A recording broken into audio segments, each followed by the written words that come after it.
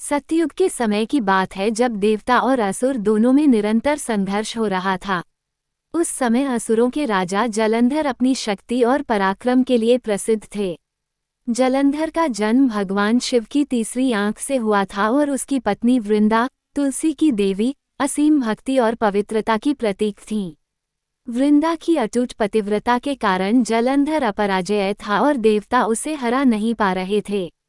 जलंधर ने अपने अद्वितीय बल और पतिव्रता धर्म के प्रभाव से देवताओं को पराजित करना शुरू किया।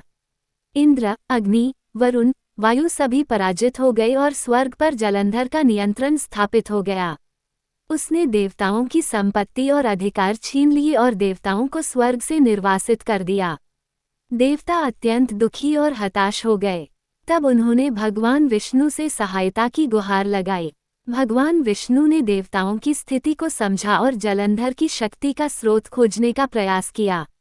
उन्हें ज्ञात हुआ कि जलंधर की शक्ति का मुख्य कारण उसकी पत्नी वृंदा की पतिव्रता है। वृंदा अपने पति के प्रति अत्यंत निष्ठावान और धर्मपरायण थी, जिसके कारण जलंधर अपराजय हो गया था। विष्णु ने ये निश्चय किया कि जलंधर को पराजित करने के लिए उन्हें वृंदा की पतिव्रता को भंग करना होगा। भगवान विष्णु ने मोहिनी का रूप धारण किया और वृंदा के पास पहुँचे। मोहिनी के रूप में विष्णु ने अपनी अद्वितीय सौंदर्य और मोहकता का प्रयोग किया। उन्होंने वृंदा से संपर्क किया और उससे कहा कि उसका पति जलंधर युद्ध में मारा गया है।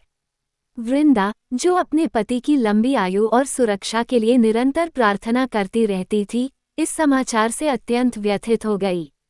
विष्णु ने मोहिनी के रूप में वृंदा को सांत्वना दी और धीरे धीरे उसकी भक्ति और पतिव्रता को कम करने का प्रयास किया। विष्णु के मोहक रूप के प्रभाव से वृंदा की निष्ठा कमजोर हो गई और उसकी पतिव्रता भंग हो गई। जैसे ही वृंदा की पतिव्रता भंग हुई, जलंधर अपनी शक्ति खोने लगा। देवताओं ने इस अवसर का लाभ उठाया और जलंधर पर आक्रमण कर उसे पराजित कर दिया। जलंधर की मृत्यु के साथ ही देवताओं ने पुनः स्वर्ग पर अपना अधिकार स्थापित किया और शांति बहाल की। जब वृंदा को अपनी पतिव्रता भंग होने का वास्तविक कारण ज्ञात हुआ, तो वह अत्यंत क्रोधित और दुखी हो गई। उसने भगवान विष्णु को श्राप दिया कि उन्हें भी अपनी पत्नी से वियोग सहना पड़ेगा। वृंदा का श्राप सत्य हुआ और भगवान विष्णु को रामावतार में अपनी पत्नी सीता से वियोग सहना पड़ा। वृंदा ने अपने पति की मृत्यु के पश्चात अपने प्राण त्याग दिए।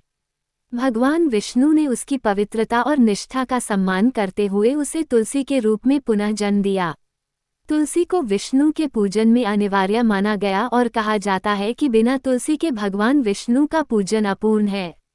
इस प्रकार वृंदा तुलसी देवी के रूप में पूजी जाने लगी और विष्णु तुलसी विवाह का महोत्सव हर साल बड़े धूमधाम से मनाया जाने लगा। भगवान विष्णु और वृंदा की यह कथा हमें धर्म, निष्ठा और पतिव्रता की महत्ता को समझाती है। ये कथा ये भी सिखाती है कि किस प्रकार भगवान विष्णु ने अपने चतुराई और धर्म की रक्षा के लिए अपने रूपों का उपयोग किया।